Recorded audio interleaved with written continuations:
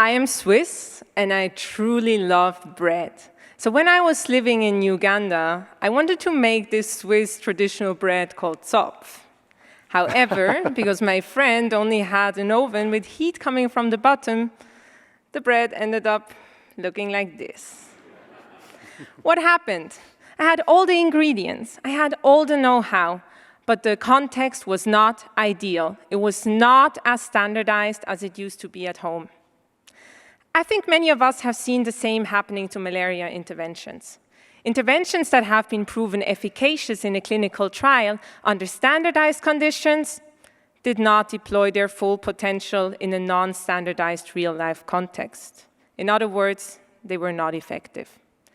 John Reeder, the director of TDR, says what we need to make malaria interventions more effective is implementation research.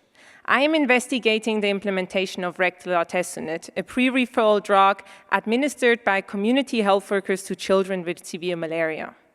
Under ideal conditions, this drug, as a single intervention, can reduce the mortality of children with severe malaria by up to 50%.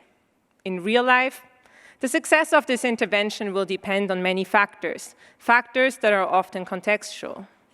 Our study covers a rural area in Uganda and a remote area in DRC.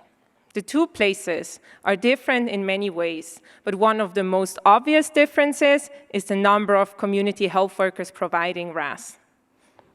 In Uganda, there are 100 times more community health workers than in DRC for a similar sized population. That difference is almost like black and white. Because in DRC, community health workers fill the gap where no other healthcare providers are present. They receive twice as many doses of RAS compared to Uganda.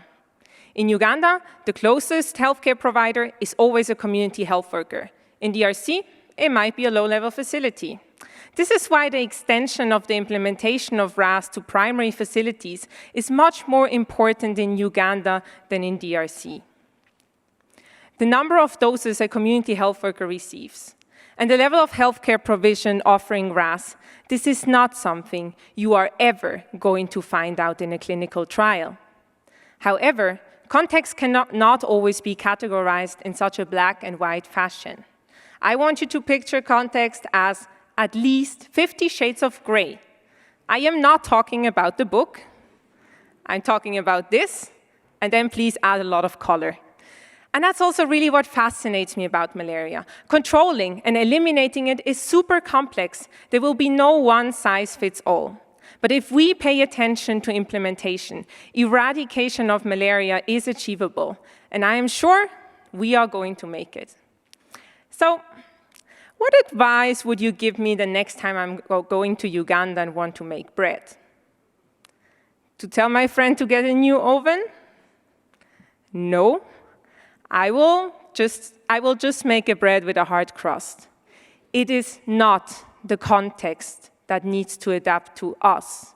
It is us that needs to adapt to the context. Thank you.